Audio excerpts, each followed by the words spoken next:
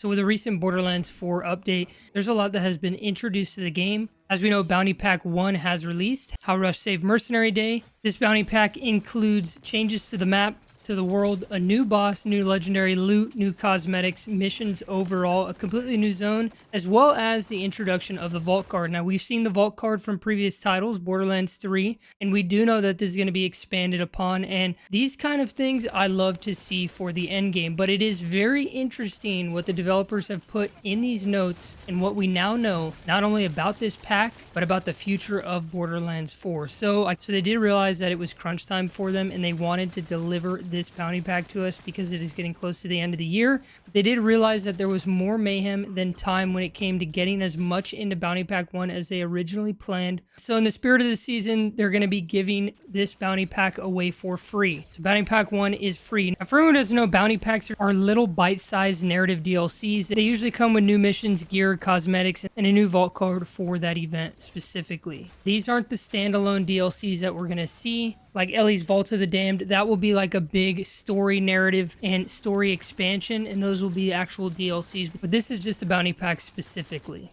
Now with this update, we got our usual weekly wildcard mission has rotated, Marx's vending machine has moved, and the big encore boss to farm has been changed up. But there is a lot more interesting information in these patch notes about the future of Borderlands 4, and this is really what I want to talk about in today's video. Now, the developers say since this bounty pack has kind of been a little bit slimmed down due to timing, they did want to make good on their promise of 4 premium bounty packs to come to Borderlands 4. So they have added an additional 5th pack that will be coming in 2026 on the roadmap. So this means that players who purchase the Deluxe Edition, Super Deluxe Edition, or Bounty Pack bundle are now getting a total of 5 bounty packs. With this new bounty pack, all players can look forward to even more mayhem on Kairos in the year ahead. So we're going to be able to keep an eye out on additional details on the next bounty pack in the new year. Now, moving forward to story packs specifically, they're the most substantial DLC, including a brand new Vault Hunter, multiple main missions and side missions set in a new zone on Kairos, new gear to earn, and a bunch of new cosmetics. The first story pack for Borderlands 4 will arrive in the first quarter of 2026, Mad Ellie in the Vault of the Damned, which will feature the return of the fan favorite Ellie alongside a cosmic horror theme with a bloodier, darker tone.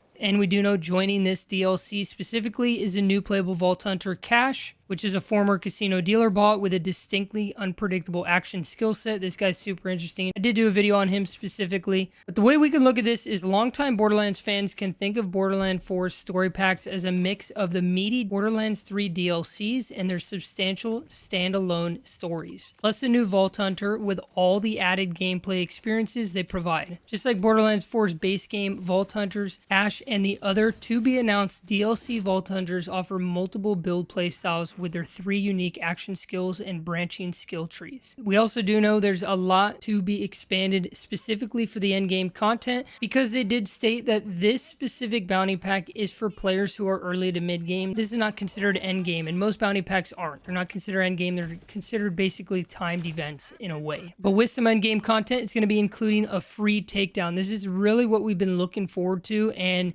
I'm super excited that they're going to be bringing this to the table. And the developers do say that they have been floored by how many of us have been wreaking havoc in the increasingly difficult levels of Ultimate Vault Hunter mode. As we know, Ultimate Vault Hunter mode isn't that difficult, and the scaling for it and the loot drops and all that are not that optimized. They have fixed it recently, but it's not that difficult, and overall we want more of a challenge. So they have heard our feedback, and we do want more endgame challenges and activities and more ways to utilize our Vault Hunter builds. So they are excited to confirm that they've started development on takedown content that will be included in a free update for all players sometime in 2026. We can expect an extremely challenging gauntlet through a new area, including hordes of enemies and new boss encounters. And this will be some additional endgame content on top of the previously revealed invisible bosses coming to Borderlands 4. So this isn't specifically the invisible bosses. We will also be getting those. And the first invisible boss, Bloom Reaper, which will arrive in December along with the new Ultimate Vault Hunter mode level 6 for an added layer of difficulty. The invisible moniker is a throwback to the raid bosses of previous Borderlands games. So these aren't literally unlikable enemies. We'll have to contend with their massive health pools, extremely lethal attacks, and new modifiers that can seriously shorten our life expectancy. They're also planning for more endgame improvements in the short and long term to ensure the endgame is more engaging. And they're going to continuously be rolling out larger updates each month with sweeping improvements across the board for balancing, along with the smaller weekly updates that refresh the weekly challenges, as well as a big encore.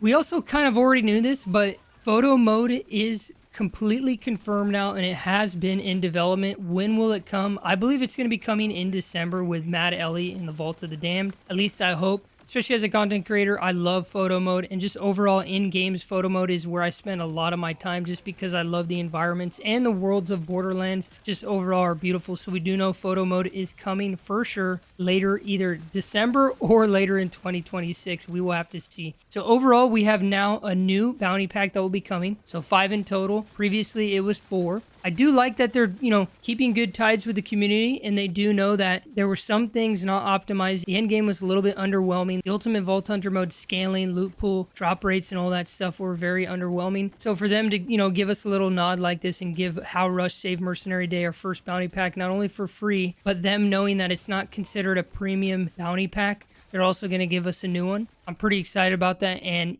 I'm glad they went this route. I do know Gearbox has pushed so much good content out in Borderlands 3, and I knew they would for Borderlands 4. It wasn't shaping up like that in the early days of the game, but they're making up for it, and I know that the future for Borderlands 4 in 2026 is going to be amazing. Let me know down in the comments below, what are you most excited about for 2026 in Borderlands 4? What are you most excited about for its lifespan? Is it cash? Is it another Vault Hunter? Is it the invisible bosses? Is it a DLC? Is it another bounty pack? Let me know down in the comments below. How are you also liking Mercenary Day? I love it. I made a couple videos on the channel about it. If you haven't, check it out. I appreciate every single one of you guys. If you enjoyed this video, drop a like on it. It's the best way to help me and the channel grow. And as always, guys, stay happy, stay hyped, and good luck looting.